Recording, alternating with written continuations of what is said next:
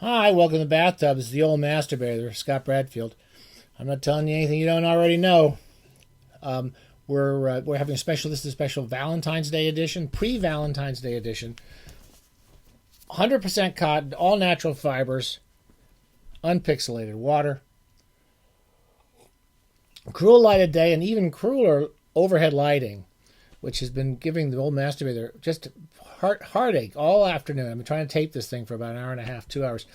And normally we went to the, some of you who follow this place, the minutiae of this particularly useless show is that I don't know how to light anything. So we used to use lights, and I would look like I look like Godzilla. There's no other way to say it. I looked horrific.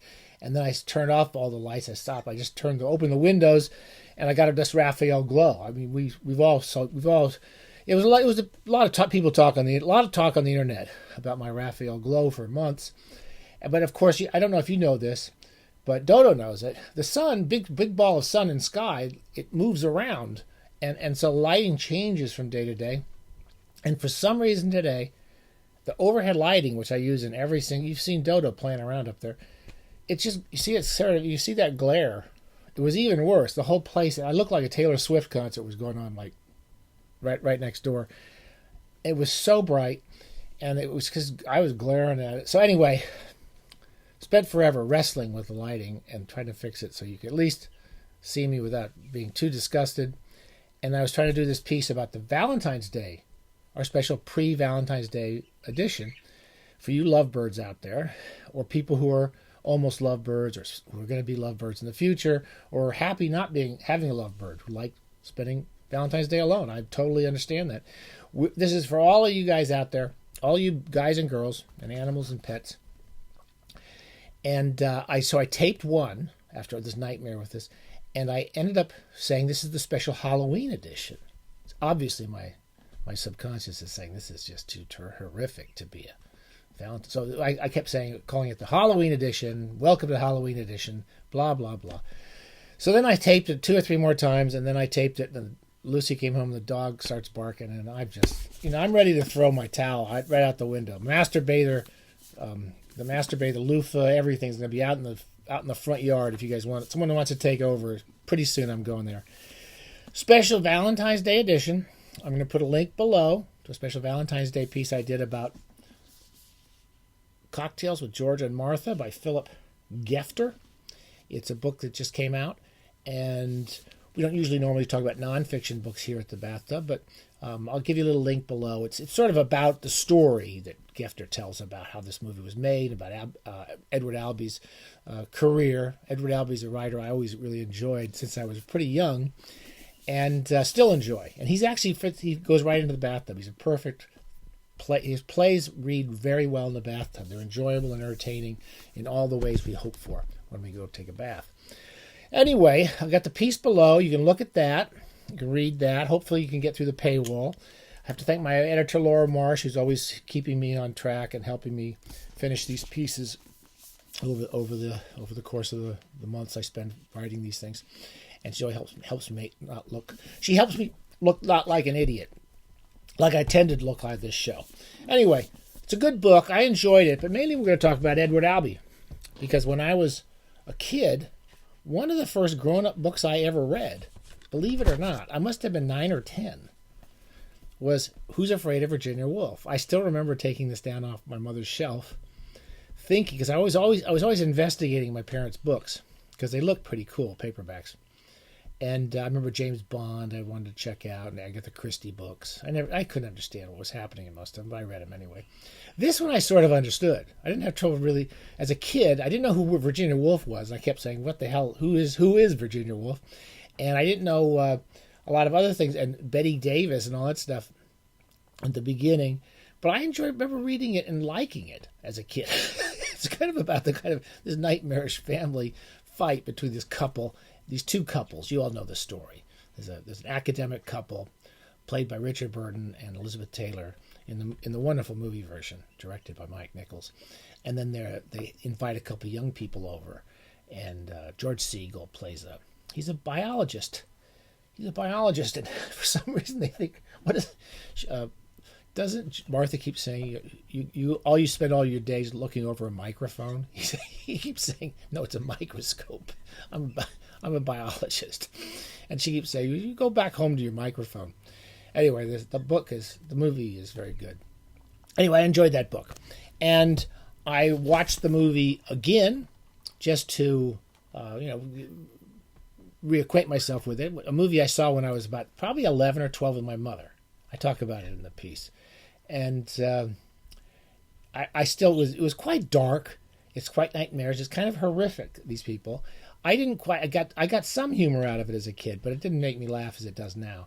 And I've watched it every 10 or 15 years. About 8 years ago, I watched it with my son. I got him to watch it with me late night on BBC once. Cheers. Fresh mountain water. And one of the things I noticed just this past few weeks when I watched it again, so I watched the DVD and I listened to the Mike Nichols commentary with Steve Soderbergh, is I always know it's funny, but this time, the first hour and a half, I must have been laughing my head off. It's a hilarious play. And one of the things Mike Nichols says in his commentary, which I made perfect sense to me, was he says his biggest worry was there were so many funny bits that he had to go to overlapping dialogue because there was just too many funny jokes coming along, and then there would be really strong dramatic moments, and he just didn't know what to do with all these really funny moments. Anyway, it's a very funny play. Everything I've read of Albee's is pretty funny. When I was a kid, I saw in high school, I'm not high school, I was 14 or 15, I saw The American Dream, a high school performance of it. I think it's the only live performance I ever saw of Albee. And it made me laugh then. I completely forgot it. And I reread it in the past few weeks, in the bathtub, happily in the bathtub. It's a nightmarishly funny story about this horrific couple who sound a little bit like Albee's adopted parents, who adopt a kid who is too, they find him just offensive.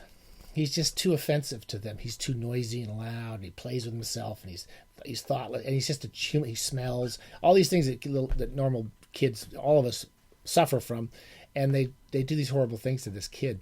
It's a very funny play. Very funny. The Zoo Story, I remember Zoo Story being performed all the time because it's just two actors, and it's kind of a perfect piece for two actors studying. And it's funny. It's a good play. It put Albee on the map, but I think American Dream is much funnier. I haven't read it in years. All these books go happily in the bathtub. You will enjoy reading him in the bathtub. I remember reading Tiny Alice and really loving it. I didn't reread that in the past few weeks, but I did really enjoy it. All Over is a much later play of his, which I don't know. And then there's A Delicate Balance. A Delicate Balance I never read as a book, but I did see the American Film Theater, was it AFI or AFT? They used to do these kind of low production budgets, but great actors to stage movies or plays, such as A Delicate Balance. They did Iceman Cometh.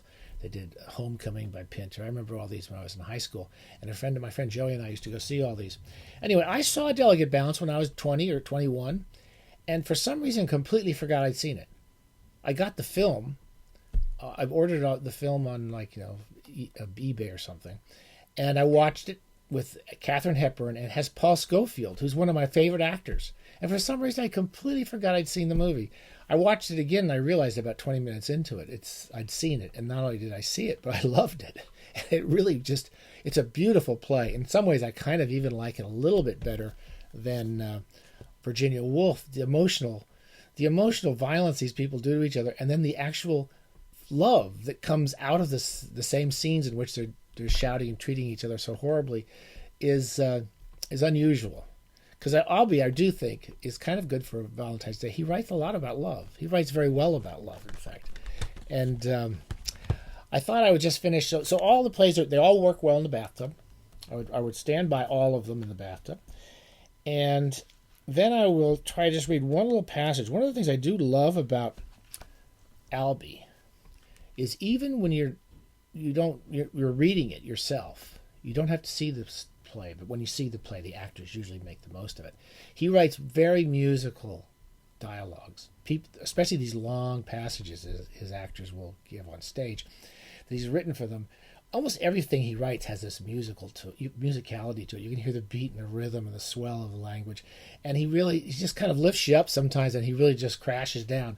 And anyway, there's one of my favorite parts in the play, and you can read it or you can see it in the play. Elizabeth Taylor does a great performance. I have to say this: whatever you think of Mike Nichols, and I like Mike Nichols, Burton and Taylor give a wonderful performance in that film. It's really worth seeing just for that. You can even watch it in the bathtub, I guess. Anyway, Elizabeth Taylor gives this speech very well, and it comes near the end of the play when, the two neighbors, Honey, Sandy Dennis is wonderful in the movie, and George Segal's good as Nick. But this young couple have come over, and they've basically gotten drunk and watched this couple just tear into each other, and they're tearing into the guest. They're playing Get the Guest and going after them, and and then they're pouring each other drinks and giving each other hugs. It's this very emotionally conflicted story. And near the end, there's a point where Nick is there. Liz Taylor's talking to Nick, or Martha's talking to Nick. And he says, "Why do you treat him so bad?" She says, "Well, I love my husband. I love George. George is everything to me." And she gives this little speech. I just read a little bit just to give a little sense of his language. And she says, "I love George is one who matters to me." And she says, "George, who was out there somewhere in the dark. He's gone off because she's been trying to have sex with Nick and just doing everything she could to upset George. And he's run off. George, who is out there somewhere in the dark. George, who is good to me, and whom I revile, who understands me and whom I push off, who can make me laugh and I choke it back in my throat, who can hold me at night so that it's warm, and whom I will bite so there's blood, who keeps learning the games we play as quickly as I can change the rules, who can make me happy, and I do not wish to be happy, and yes, I do wish to be happy, George and Martha, sad, sad, sad." So you just have to sing a lot of these little passages in Albee. Anyway, happy Valentine's Day. Have a great Valentine's Day. Don't forget, if you have a partner, maybe you got your partner or the person that you care about something really nice, then you can afford to give them a really cheap present like the International Bathing Alliance. We put your name on a map, and you have a certificate, the Bohunk certificate. I send it by email. You have to print it yourself. I won't even waste the ink, but it's free. Totally free. It permits you to read great books in the bathtub anywhere in the known universe. Again, this is for Boris Johnson. He's an idiot. Boris Johnson. He can say his own name, unlike me, but he's an idiot. And I got it from him for free. That's the only Valentine Boris Johnson's ever getting from me. But you can get it for somebody you care about, or for someone who's maybe not. The Valentine allure is starting to fade away, and you just want to give them something. You can get this for free. Okay? Have a great Valentine's Day. Happy bathing. I'm going to try to do something I'm going to hire a stage technician to do the lighting here. Okay.